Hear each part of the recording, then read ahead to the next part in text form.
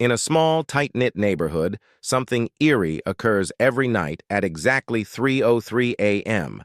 A soft whistling that begins near the Carson place moves down the street and fades into the cul-de-sac.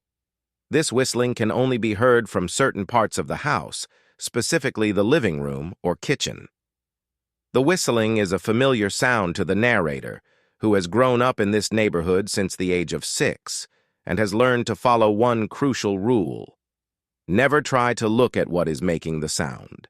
The narrator describes the neighborhood as a wonderful place to grow up, with small, well-kept houses, friendly neighbors, and an unusual amount of good luck. Despite the strange nightly whistling, life in this neighborhood is filled with what the narrator's mother calls a million little blessings. These blessings manifest in various ways, from winning small contests to enjoying a peaceful, crime-free environment. The narrator's family moved into the neighborhood when the narrator was 6, largely because of the proximity to the hospital where the narrator's sister Nola was being treated for a serious lung condition.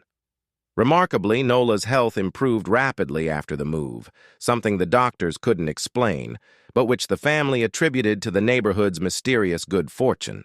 However, the blessings of the neighborhood come with a dark side.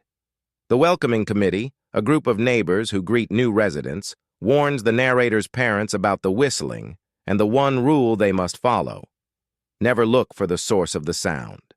The committee shares stories of those who did not heed this warning, whose lives were marred by tragedy and misfortune. Over the years, the narrator's family has followed this rule diligently.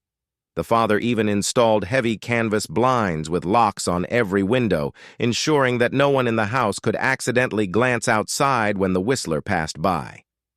The whistling itself is described as a cheerful tune, but its implications are anything but.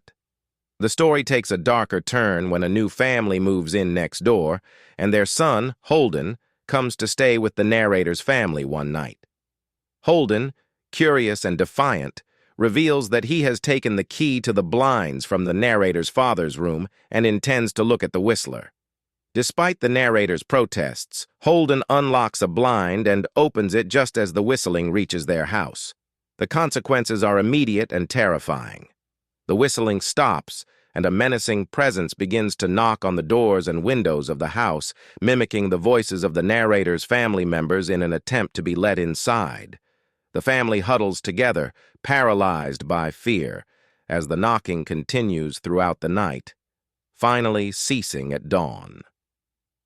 The following day, Holden's family begins to pack up and leave the neighborhood. The narrator notices that Holden and his parents appear drained, as though the light has gone out of them.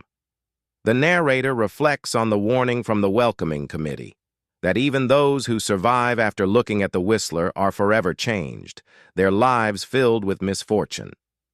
The narrator's family remains in the neighborhood, continuing to enjoy the blessings that come with living there.